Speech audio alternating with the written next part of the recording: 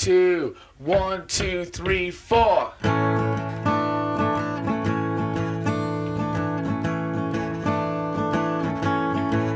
Well, I've decided to sleep with other women.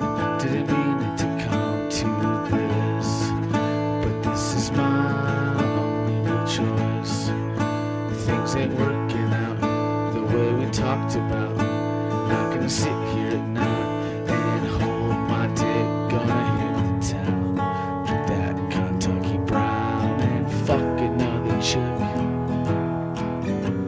It's not that I'm not into you no more. It's just the way things are now. I think that I should score with another girl.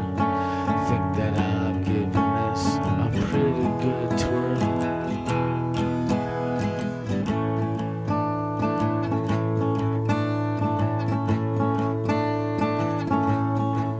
Well, I've decided to sleep with other women. Remember those good old days when we would get fucked up and we would party tough and we would say how we wanted each other for days. Remember those golden moments when we would lay in bed. Never enough can be said how we mistaked the booze for romance.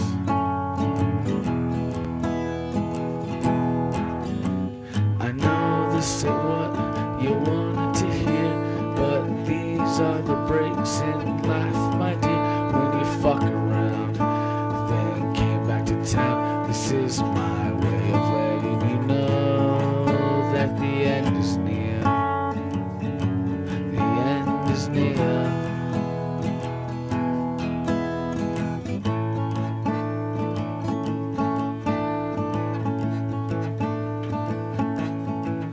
Well, I've decided to sleep with other women. Situation is beyond repair, and there ain't no going back. The memories fade to black. Just wanna hit the sack and go on a fucking tear.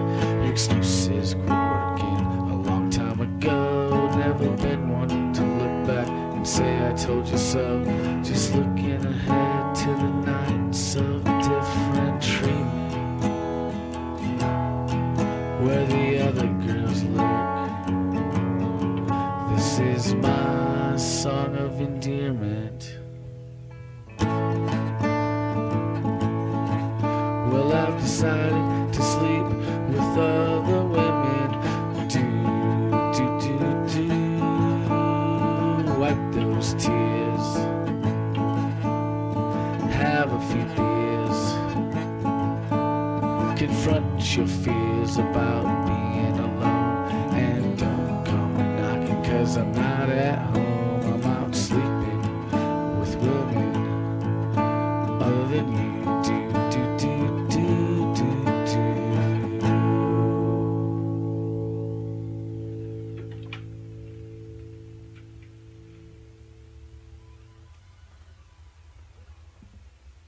And, well, yeah, but I will just point out, too, that it's never been like that for me in my life, right? Until, like, I got to... Until you fucking... Yeah, until you jumped off the fucking cliff. Right. And there's a lot... And, you know, out there's tons of people that are out there to, like, do a thing. I already did the thing. Right. Right? So it's like, I'm out here, I did the thing, now I'm just connecting all the dots before it comes out. Yeah. Right? So it's like, having done this big thing, I was either I drew other people in, or I was drawn to other people that were also doing really big things and getting it done, and were doing it for like fame or money, exactly, right? No, doing it because they have to do it. So I mean, I'm doing this interview. You know what I'm saying? It's like when you told me you're coming up. You know, it's like I like what you do. You're an you know,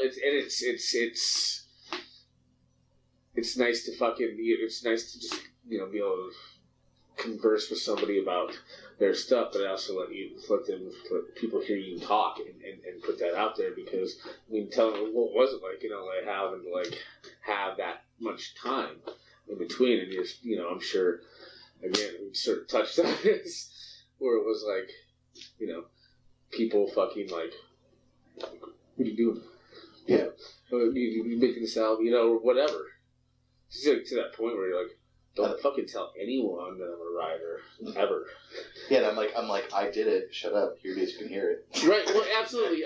But like again, I feel like I don't know anyone who's really in that world who's going to have that patience for 3 years, which is commendable, because that is the fucking point of being a fucking artist. Is that this is my fucking vision, and I'm going to fucking see it through, no matter how long or how hard it fucking is. And of course, wait, that was how long it takes, no matter how hard it is. and of course, almost everybody telling you that right, you're not going to be able to do it. Oh, absolutely. Or asking you again, what'd you say? Like the streaming services. Right. Yeah. And it's just like you're like, listen, we haven't even mastered the fucking thing. Right. And as far as all that goes, I think people right now have forgotten that there is something to be said for the exclusivity of something. Absolutely. Right? If it's only available in a certain way. Yeah. And a good example, and obviously I'm not at the same level by any means, but like David Lynch. Right, with the new Twin Peaks. Yeah. That's only on Showtime, unless you download it illegally, which unless you email Adam and ask him for a BitTorrent.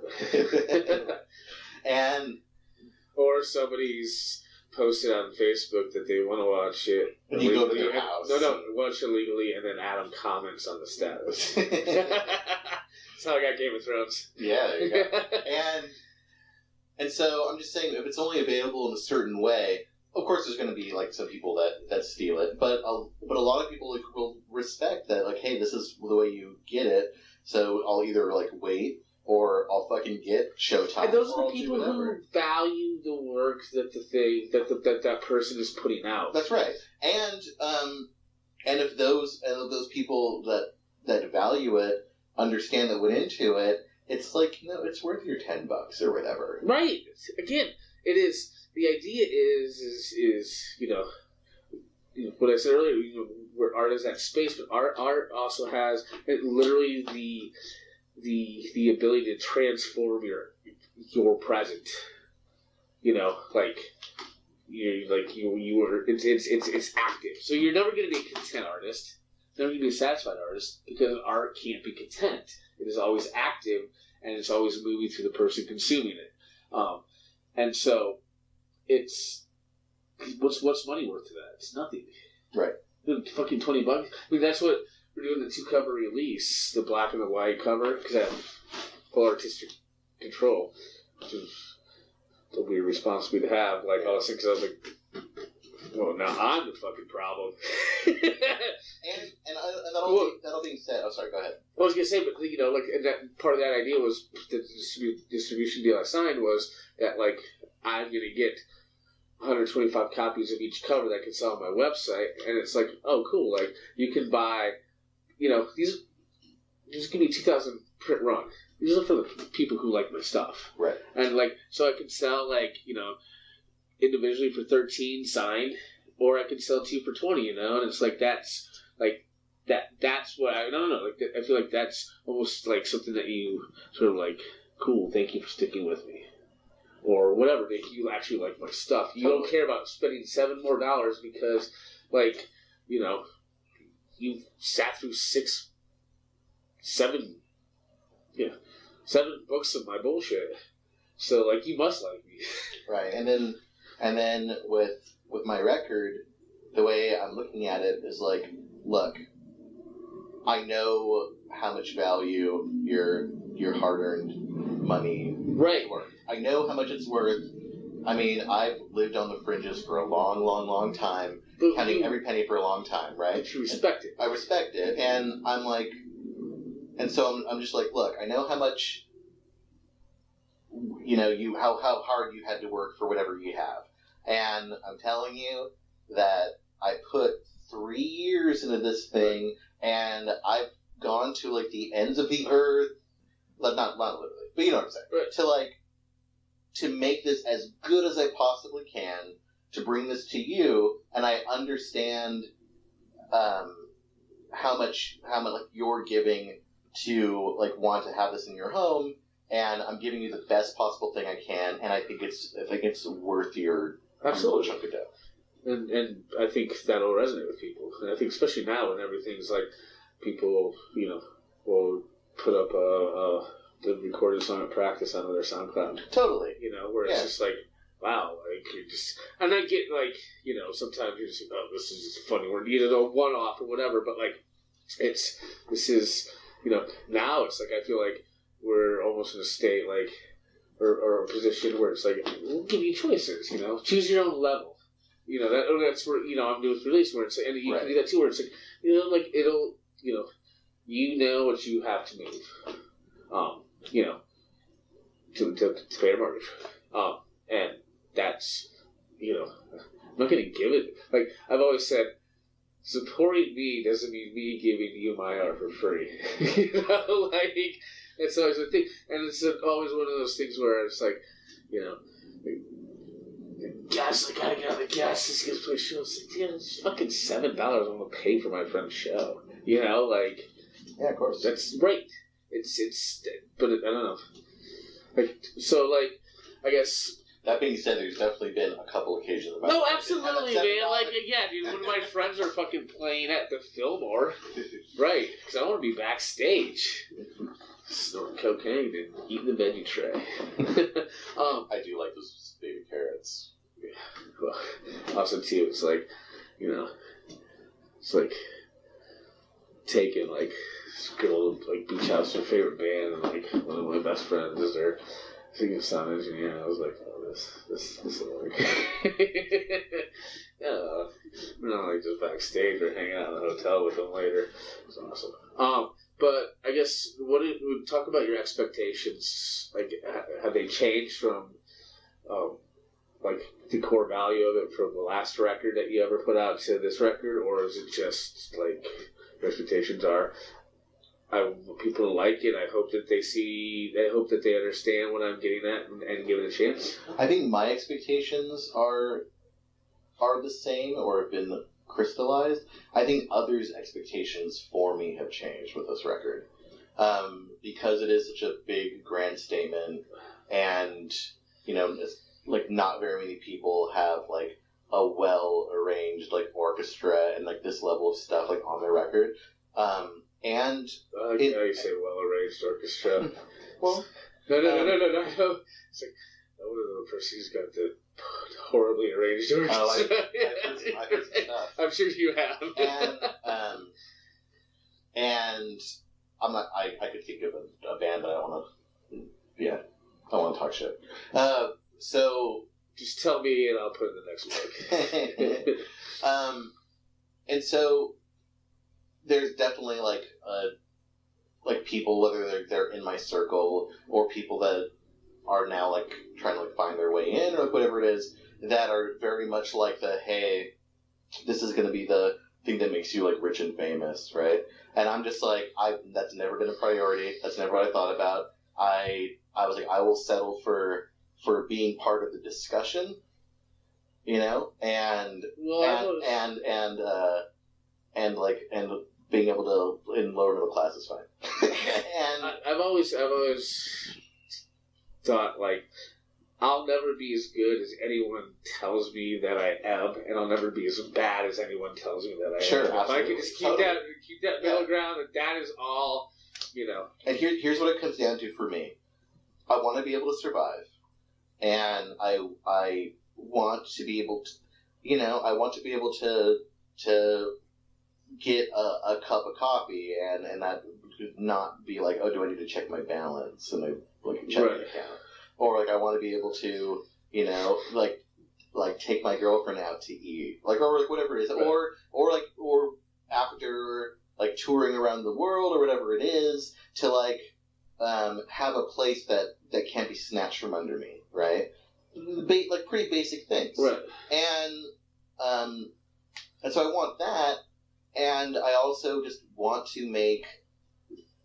records are sacred to me. They always have been.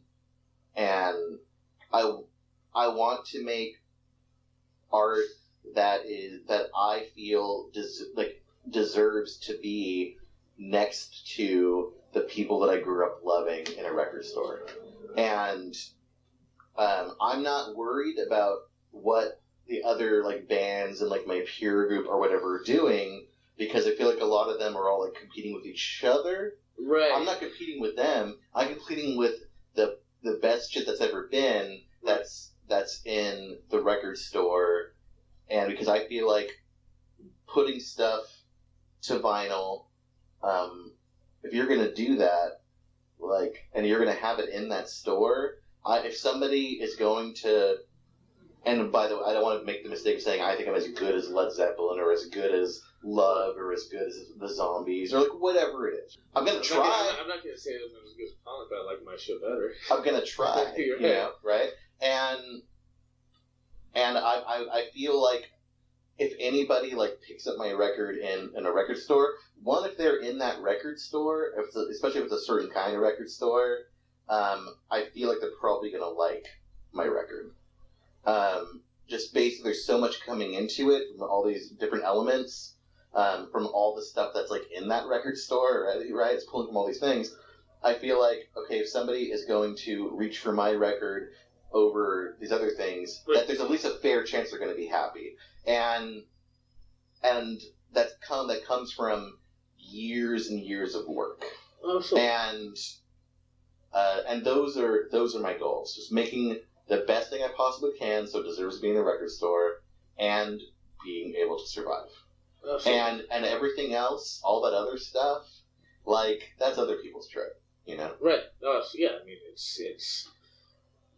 I think that's ultimately, like, when you take the jump off the cliff, it's like, I really just want to be able to pay my bills with this, and, you know, if there's other benefits that come down the road from that, so be it. But, like, I want people to respect what I do. And also, too, I think the cool part of, like, that is when you meet somebody who your record has affected, and then they ask you, you know, like, they come in and like, I was looking for Zeppelin, and you're like, oh, you can talk about, you know, Zeppelin and their, whatever influence you have on it. That's why I thought that was a great thing about, you know, the books and stuff, where I was like, oh, like, you know, you should check out this, and this, and this. Totally. This is what you know what I'm saying? And I think that's how it, like, trickles down.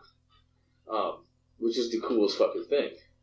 Like, you know, that's sort of, like, I always thought that was, like, I don't know if, like, the art itself is really gonna impact, you know, somebody, but then when you can get them, like, to read, you know, Rimbaud, you know, or, you know, read you know, Artaud, you know, any of these, you know, people, it's just like, wow, that's cool. That, I'm gonna make them literate. Yeah, man, like, all, so from Blake to Rimbaud to Artaud to Huxley to Baudelaire to, like, all down the line, all that shit came from me listening to The Doors in 6th grade. Yeah. Right? And Huxley. All of it. And because there was I got like every book on The Doors that I could. And there was a collect. Side note, first thing you did when you got here was picked up a book about The Doors. Yeah. It's true. Because they were the first band I was obsessed with when I was a kid. Yeah, absolutely. And I mean, those sting. The first record, Strange Days. I mean, Morrison's lyrics are amazing on those. Strange Days is my favorite album. Yeah, and I can listen to L.A. Woman all day too. Sure. Well, okay. Morrison Hotel. You know what? I Morrison Hotel grew on me in recent years, but Strange Days definitely like my number one album for them. It's fucking yeah. And so it was such a confusion of weird, creepy, and like fucking like really like kind of trippy, accessible shit. Totally. And it was just like, what the fuck are you singing about? But it's just like, you know what I'm saying? Like, Light My Fire is pussy shit. You know? Well, it's I won't go that far, but no, sure, but you know what I'm saying? It's like, okay, cool, like. Well, I think I think of that first record as a collection of songs. Yeah. I think of Strange Days as the first album. I like that. And I think it was like The first record was like the two radio hits, which Krieger wrote, right? Well, he didn't write Break On Through. He did. He did. Like Bonfire. Yeah. But like, right. I feel like it was like, you know, Morrison had like 8 poems in the notebook that he brought that day, and then whatever was added on. But like, Strange Days is like fascinating. Yeah. It was also written a lot when they were dealing with fame. Sure. And but as far as the Doors go, there was this that I had a book of their collection of like lyrics, right? And the introduction in that book just kind of ran down all the stuff that he was into, and so from there I was like, oh, okay, and then dove on in and got into all the stuff, right? And so then of course I become the kid that's into Nietzsche and walking around with Beyond Good and Evil and like 6. Right. I really understand that, right? No, of course not. I know. I like the people who are like, I read Nietzsche's high school. I was like, see, you don't understand Nietzsche. No. You have no grasp on actually what he's talking about. But there's a reason why that became a trope over time, right? Right. Oh, absolutely. Yeah. People walked around with me. Right. Yeah. Oh, but I'll even blow your mind one step further. VH1 did a Behind the Music Doors, and Henry Rollins narrated it in 1997. That's cool. Yeah, bringing it back full circle.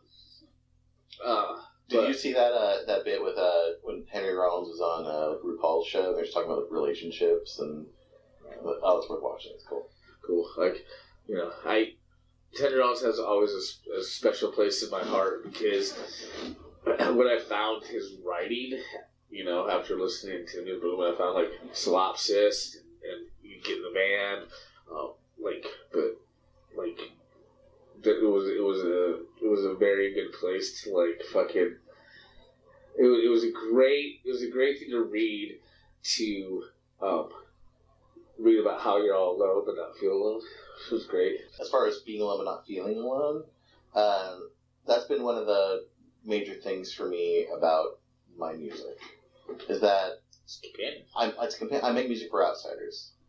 First and foremost, I make music for people like me, in that they've like felt like off and like not part of the greater like fabric of society or whatever. That's who I make music for, and because that's who I was, right? And I had all these like I felt totally alone. But I had all these like records and cassettes and whatever to listen to by all these other people that were the weirdo outsiders too. Absolutely. And I felt a kinship, and I feel like that it's like me continuing that lineage, right? Totally. Yeah. Art is. I mean, that's probably the most powerful effect you can ever have.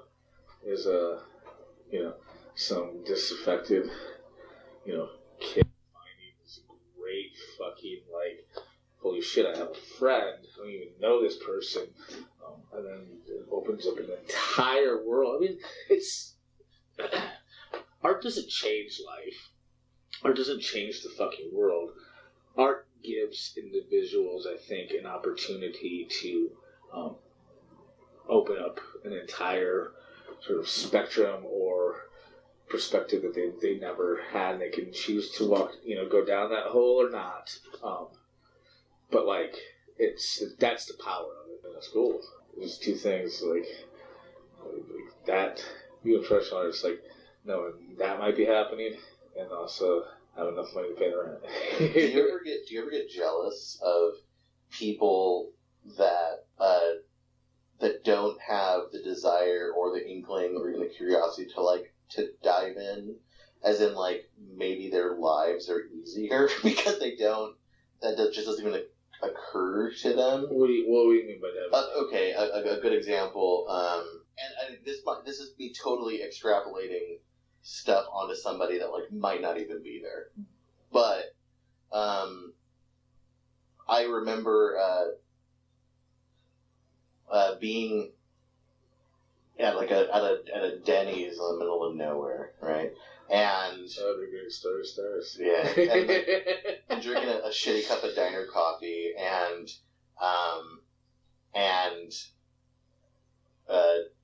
being kind of hit on by the person at the counter because I didn't look like whoever's been going to that Denny's for the last year, right? And I got sideburns. They're intentional. and seeing the person that was the fry cook is like making the omelets and doing whatever else, and seeing that guy, and I just like created a whole backstory for that guy, right. which might not be real at all. Like, I mean, his life might be totally different than what I was imagining, but I was imagining that guy being married and having his kids, and he knows what he's doing tomorrow, and he's going to the Denny's and making the omelets again, and he's doing this whole thing, and he goes back home to them, and there's there's the one movie theater in town that's showing shit like American Assassin. So do I feel envious about people who choose to just not even just choose, but they don't even right. like the others. No, I'm not envious. There's part of me sometimes that like wishes my brain worked in a different way. But those are times where it's like momentary crisis things where I'm just like, God damn, how great would it be just walk around with fucking being dumb. Yeah, exactly. Just fucking like, or not giving a shit, like, because even for a lot of fucking people that I know who, like, have a way better life than the fucking fry cook at Denny's, just, or, and it's like, but who's to say? We don't know about that fry cook at Denny's. Right, absolutely. It's right, maybe he's that bastard who kind of broke when he was 15. You don't know, changed the trajectory of everything. All of a sudden, senior year, he's got fucking 3 of them, and he's getting his GED. But, like, yeah, I mean, God, I wish I could turn off this fucking thing sometimes. All the time, actually. There's times where I'm just like, fuck this, fuck this, fuck this, fuck this. Like, this is just insane. It's utterly insane. And then I think about it, and I'm like, what do I find? So every time that I've tried to sort of like, I guess, capitulate a little bit and, immerse myself in that other a little bit, like, all right, like, I'm going to be, try to be, like, not normal, but, like, I'm going to be easygoing with, like, hey, we're going to go, like, to brunch and, like, gossip about everyone's lives or some shit like that. And then, like, we're going to go to, so go see some DJ and then, blah, blah, blah, blah, blah. And I do that, and it's just, like, it's not fulfilling. None of it's fulfilling. It's a sickness, dude. You got it. I mean, we're sick. Oh, I know. We're fucking sick. We're depraved. I mean, we literally have said we do not care about, like, trying to live some way to accumulate some sort of happiness through, I don't know, financial security, relationships, or working a job that we can, like, lie ourselves into, like, saying that's what we really want to do. We said no to it. I think they're sick. But it's a sickness because just everything is telling us not to ever do that. Like, we're the freaks. It's like, you don't get one. You don't get another one of these. That's what I'm saying. Yeah, you can't take your house with you. You can't take your kids with you. You can't take your money with you. Like, this is it. And it's like, so, like, I don't know. I think you're the fucking freak because, like, I'm, like, about to be 37 and I've spent the last fucking decade being able to fucking, like, spend my days how I want to spend my days. I think when it comes right down to it, if either of us died tomorrow, by the way, we need to both hire people to take transcribe, but I think both of us. there's 3 tapes. No, I know. Yeah, one side A, one side B, and there's another side B. No, what I'm saying is, I think if either of us died tomorrow, I think both of us, our biographies would be books people would actually find interesting. Right. I mean, that's the thing. I think it is. Morrison. I mean, can they make a movie out of your life? And that's a little bit more vague than what you're saying, but, like, right, it is it was the whole point of the fucking mission, where it was like, you know, life is about the accumulation of stories so rich and interesting that you have the scars and bruises to show for the rest of your life. And those weren't physical things I was talking about, but emotional things, because there's nothing worse than sitting there talking with a person or listening to people only be able to talk about their fucking jobs or their fucking friend's social life. It's fucking boring. It's like, have you fucking read a book? Do you care about fucking anything? Like, do you, like, what the fuck? Like, are you so fucking stupid and naive or that just unintellectually curious that you can't see that fucking, you know, Hillary Clinton was just a less vulgar version of Donald Trump? Like, you know what I'm saying? It's like fucking, it's bizarre to me. Like that's their life, and like, you know, they're like, oh my god, like, shit, I gotta take a week off from drinking. I was up till 3 a.m. Like, motherfucker, I was up to 3 days. That's not a badge of pride, but like, I got in some trouble, banged a couple hookers, and fucking yeah, like, I don't know, stumbled into fucking like one of my favorite bands. You know, like, it's just it really is. It's like, you can't, like, when I see people doing that, I'm just like, wow. These fucking 12-hour days, really? Doing something for other people that you fucking hate, but it's the only thing you can fucking talk about. It is so bizarre to me. But I kind of already read, and I was like, so do I.